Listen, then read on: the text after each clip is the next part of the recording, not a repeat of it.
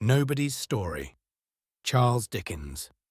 He lived on the bank of a mighty river, broad and deep, which was always silently rolling onto a vast undiscovered ocean. It had rolled on ever since the world began. It had changed its course sometimes and turned into new channels, leaving its old ways dry and barren. But it had ever been upon the flow, and ever was to flow until time should be no more. Against its strong, unfathomable stream, nothing made head.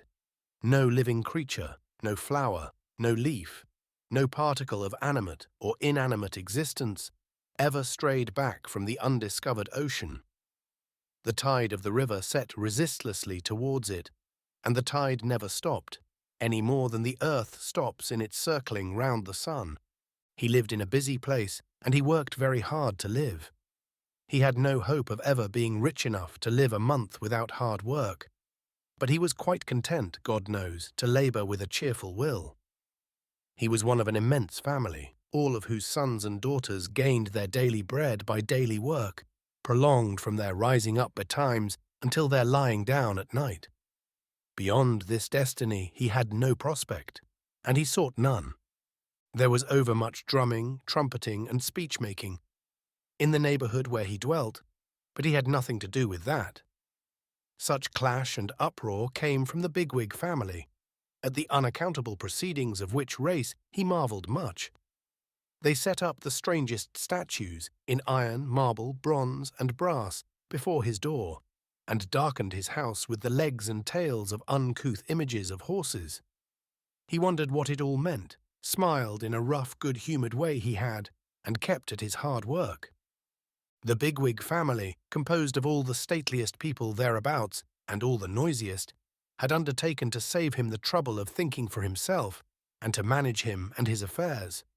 "Why, truly," said he, "I have little time upon my hands, and if you will be so good as to take care of me, in return for the money I pay over," for the bigwig family were not above his money, "I shall be relieved and much obliged, considering that you know best." Hence the drumming, trumpeting, and speech-making, and the ugly images of horses which he was expected to fall down and worship. "I don't understand all this," said he, rubbing his furrowed brow confusedly, "but it has a meaning, maybe, if I could find it out."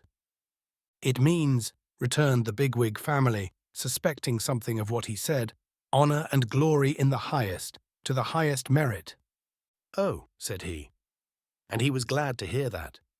But when he looked among the images in iron, marble, bronze, and brass, he failed to find a rather meritorious countryman of his, once the son of a Warwickshire wool dealer, or any single countryman whomsoever of that kind.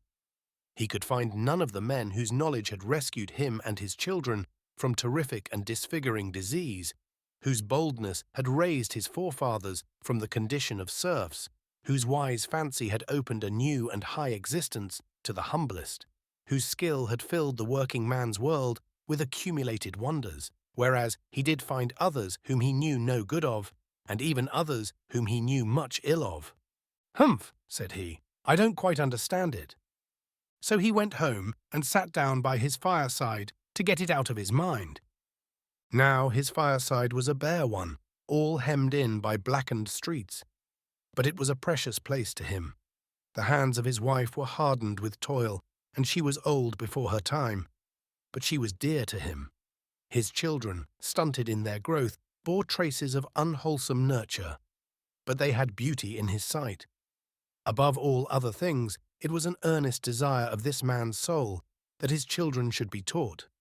"If I am sometimes misled," said he, "for want of knowledge, at least let them know better, and avoid my mistakes. If it is hard to me to reap the harvest of pleasure and instruction that is stored in books, let it be easier to them." But the bigwig family broke out into violent family quarrels concerning what it was lawful to teach to this man's children. Some of the family insisted on such a thing being primary and indispensable above all other things, and others of the family insisted on such another thing being primary and indispensable above all other things. And the bigwig family rent into factions, wrote pamphlets, held convocations, delivered charges, orations, and all varieties of discourses impounded one another in courts lay and courts ecclesiastical, threw dirt, exchanged pummelings, and fell together by the ears in unintelligible animosity. Meanwhile this man, in his short evening snatches at his fireside, saw the demon ignorance arise there, and take his children to itself. He saw his daughter perverted into a heavy, slatternly drudge. He saw his son go moping down the ways of low sensuality to brutality and crime. He saw the dawning light of intelligence in the eyes of his babies so changing into cunning and suspicion that he could have rather wished them idiots. "I don't understand this any the better," said he, "but I think it cannot be right. Nay, by the clouded heaven above me, I protest against this as my wrong." Becoming peaceable again, for his passion was usually short-lived, and his nature kind, he looked about him on his Sundays and holidays, and he saw how much monotony and weariness there was, and thence how drunkenness arose with all its train of ruin. Then he appealed to the bigwig family and said, "We are a labouring people, and I have a glimmering suspicion in me that labouring people of whatever condition were made, by a higher intelligence than yours, as I poorly understand it, to be in need of mental refreshment and recreation. See what we fall into when we rest without it. Come, amuse me harmlessly, show me something, give me an escape." But here the bigwig family fell into a state of uproar absolutely deafening.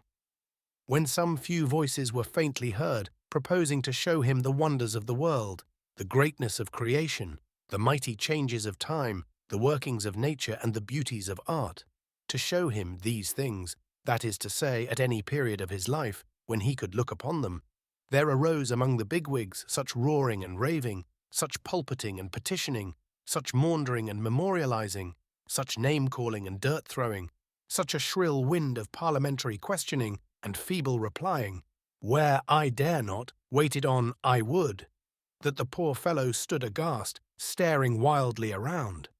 "Have I provoked all this," said he, with his hands to his affrighted ears, "by what was meant to be an innocent request, plainly arising out of my familiar experience, and the common knowledge of all men who choose to open their eyes? I don't understand, and I am not understood. What is to come of such a state of things?" He was bending over his work, often asking himself the question, when the news began to spread that a pestilence had appeared among the labourers, and was slaying them by thousands. Going forth to look about him, he soon found this to be true. The dying and the dead were mingled in the close and tainted houses among which his life was passed. New poison was distilled into the always murky, always sickening air. The robust and the weak, old age and infancy, the father and the mother, all were stricken down alike. What means of flight had he? He remained there where he was and saw those who were dearest to him die. A kind preacher came to him and would have said some prayers to soften his heart in his gloom. But he replied, "Oh, what avails it, missionary, to come to me, a man condemned to residence in this fetid place, where every sense bestowed upon me for my delight becomes a torment, and where every minute of my numbered days is new mire added to the heap under which I lie oppressed. But give me my first glimpse of heaven through a little of its light and air. Give me pure water, help me to be clean, lighten this heavy atmosphere and heavy life in which our spirits sink, and we become the indifferent and callous creatures you too often see us. Gently and kindly take the bodies of those who die among us out of the small room where we grow to be so familiar with the awful change that even its sanctity is lost to us. And, teacher, then I will hear, none know better than you, how willingly, of him whose thoughts were so much with the poor, and who had compassion for all human sorrow." He was at work again, solitary and sad, when his master came and stood near to him dressed in black. He also had suffered heavily. His young wife, his beautiful and good young wife, was dead. So too his only child. "Master, 'tis hard to bear, I know it. But be comforted. I would give you comfort, if I could." The master thanked him from his heart. "But," said he, "O you labouring men, the calamity began among you. If you had but lived more healthily and decently, I should not be the widowed and bereft mourner that I am this day." "Master," returned the other, shaking his head, "I have begun to understand a little that most calamities will come from us, as this one did, and that none will stop at our poor doors until we are united with that great squabbling family yonder to do the things that are right.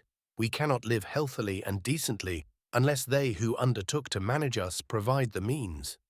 We cannot be instructed unless they will teach us. We cannot be rationally amused unless they will amuse us. We cannot but have some false gods of our own, while they set up so many of theirs in all the public places. The evil consequences of imperfect instruction, the evil consequences of pernicious neglect, the evil consequences of unnatural restraint, and the denial of humanizing enjoyments will all come from us, and none of them will stop with us.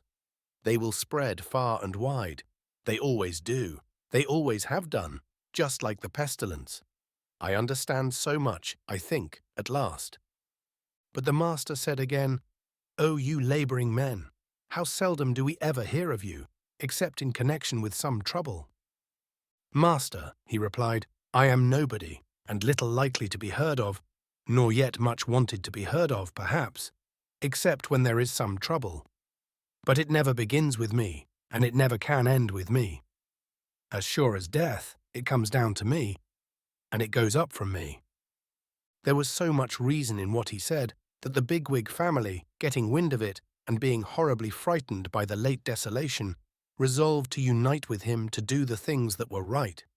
At all events, so far as the said things were associated with the direct prevention, humanly speaking, of another pestilence.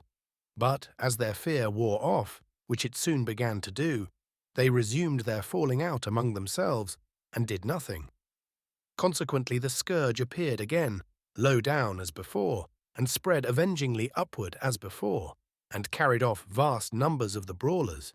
But not a man among them ever admitted, if in the least degree he ever perceived, that he had anything to do with it. So nobody lived and died in the old way, and this, in the main, is the whole of nobody's story. Had he no name, you ask? Perhaps it was Legion. It matters little what his name was. Let us call him Legion. If you were ever in the Belgian villages near the field of Waterloo, you will have seen in some quiet little church a monument erected by faithful companions in arms to the memory of Colonel A, Major B, Captain C, D and E, Lieutenants F and G, Ensigns H, 1 and J, 7 non-commissioned officers, and 130 rank and file who fell in the discharge of their duty on the memorable day. The story of nobody is the story of the rank and file of the earth. They bear their share of the battle. They have their part in the victory. They fall. They leave no name but in the mass. The march of the proudest of us leads to the dusty way by which they go. Oh, let us think of them this year at the Christmas fire, and not forget them when it is burnt out.